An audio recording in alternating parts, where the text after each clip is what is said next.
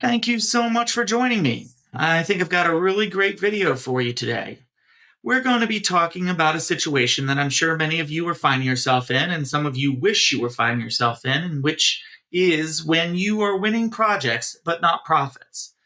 What I mean by that is that you're getting the award on your projects and you're completing the projects pretty well, but you're aware something isn't exactly right because you're not making as much money as you should be. Today we're going to go through why it's important, what causes it, I'll explain the overall cause, and then I'll give you some concrete steps to get you that profitability you're after. Sound good? Let's get into it. First off, why is it important that you're not making the profits you're after? Well, it sounds like a dumb question. We want profits because more money is better than less money. That is true. But that's not the only reason. Profits allow you to build your business, access better resources, lower inefficiencies. Profits allow you to survive during slow periods. They help you to invest in R&D so that you can become a better company. And all of that allows you to provide a better service for your customer. So that's right, your relationship with your clients will improve if you're making more profits and using those profits to make your business better. Except in cases where you might not want the client anyway, clients want you to make a profit. That's why it's important. So what could be causing it? There are 4 things that could be causing it. Either you're not planning correctly, you're not doing what was planned, you're not accurately estimating costs, or you're not pricing correctly. That's it. Planning, scope, cost, price. Great, you're saying that's my entire business, but let's break that down and we see how we can fix it. How do we fix it? Your bidding process. By now, a lot of people know that your bidding process really has an effect on your win percentage.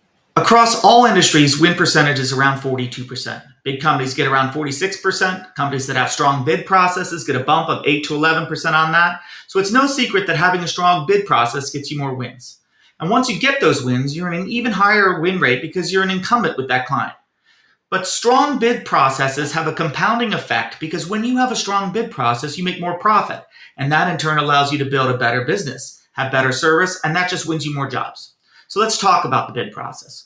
There are 6 steps: defining scope, planning the project, estimating the costs, assigning prices, incorporating feedback, and getting approvals. That's it. But how you do those steps is really vital for your business. Defining scope. This is where you work with the client to write down and agree upon what you're going to do. It's where you say, we're doing this and we're not doing this. In your bid, you should be writing out exactly the nature of your work. So if you're a motion graphics company and you don't have a storyboard or some frames to show exactly what you're doing, you say 3 2D illustrated characters for a total of 7 seconds and you get as specific as you can be. If client is handling edit, you say edit will be provided by client and anything they need to know. If you're handling voiceover, how is that procured? Who is handling licensing? What is the license? You got to think through all of this. Books could be written about all these things. A deliverables list. You should be providing a full deliverables list with each deliverable. It should have the name, duration, format, frame rate, resolution, aspect ratio. If you're doing an HD spot and then cropping it for 9:16, that needs to be noted. You want to make sure that there are no misunderstandings about what client is expecting and what you're doing. You need to provide a schedule. I'll say it again because it's really important. You need to provide a schedule. Cost estimate of jobs is directly related to the schedule. Even if you were to do all the same work and then just deliver 2 months later, you should be charging more for the time cost of money. Include when client feedback is needed. You need to put in how many rounds of feedback and changes are included in the bid and what the types of those changes allowed are. It's good to make sure they understand that when a design is locked, that means no changes happen to that. You need to put into the scope how changes will be handled. If client misses deadlines, overages might need to be incurred. Side note here, always make sure the clients understand that no overages will be incurred without an approval. If any of this is helpful at all, I'd love it if you could like this video, write something positive in the comments. Making these videos is a lot of work, and anything to just let us know that we're providing some value to us keeps us going. The second step in a strong bidding process is planning the project. This is where you go through the entire process of the project with a schedule and create a task list that includes everything in there. Do you need to procure a piece of specialized equipment? Put that in there. You need to book a freelancer to do some work you can't do internally? Put in how many days of that you'll need and when. This planning process that you should be doing with the project manager, producer, and team leads is what will make sure that you're accounting for everything that will need to be done and also making sure that internally you're all viewing the project the same way. Defining the scope gets you on the same page with the client. Planning the project gets you on the same page with your team, and it gets you set up for the next step where you're estimating the costs to all the tasks.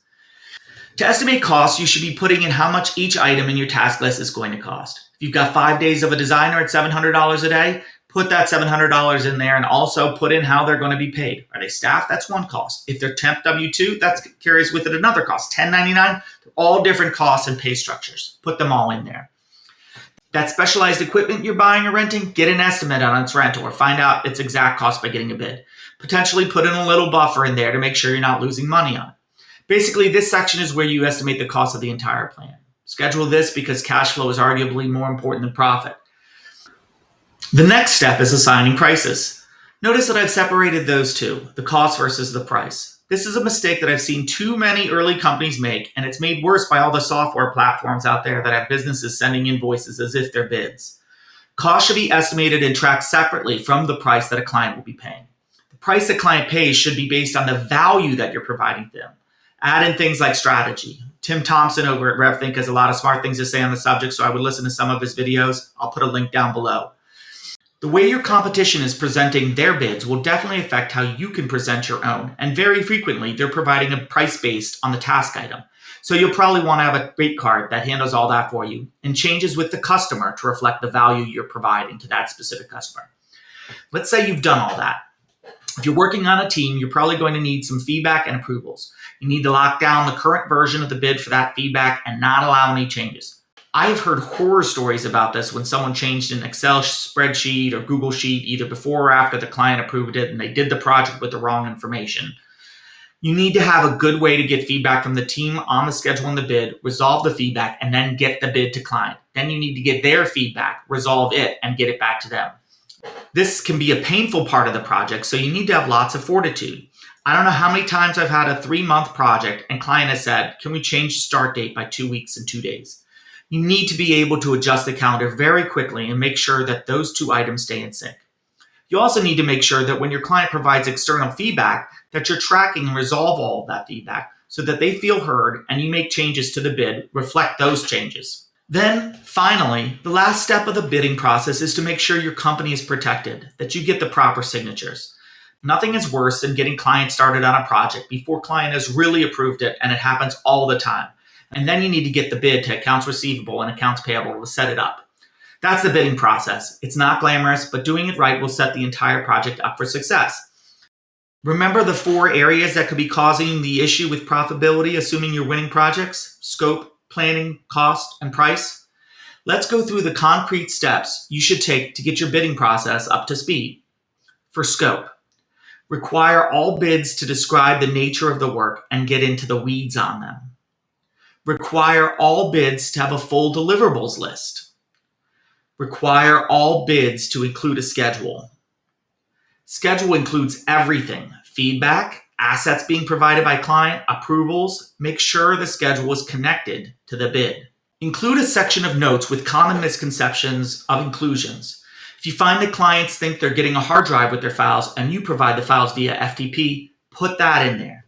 This is also where you put the info about what happens when a deadline is missed or any change management needs to happen. Explain your types and rounds and feedback. Create that full work breakdown. Include all resources. Schedule tasks into the calendar. Your bid and schedule should be flexible enough to handle different types of projects.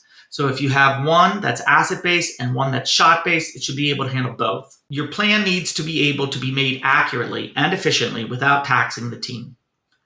For cost, use rate cards for frequent costs. Use estimates for infrequent costs. Make it easy for your bidders to build a bid and schedule at the same time. Stuff like task templates for common sets of tasks, the ability to say, put in 20% utilization of a person over a 3-month period in the same bid as a start date and quantity. This is actually really important to cutting down on mistakes. Also, make sure you're tracking costs and price separately. Bid and schedule need to go through at least 1 round of review and approval, and then streamline the whole bidding process. Finally, the concrete steps to solve the pricing issue. Price for value, not for costs. Where you can't price for value, you need to be getting at minimum 40% gross profit margin. Make sure you have different rate cards for different clients who place different value on different work. Google should not be charged the same as the regional restaurant chain because the value to them is different. Always discount off the final total. Do not lower your prices off line items. This makes it a favor you can track and makes it seem like those prices are locked. Then with your analytics, you can see on average this company wants a discount of 15% and you raise your prices by 15% for them.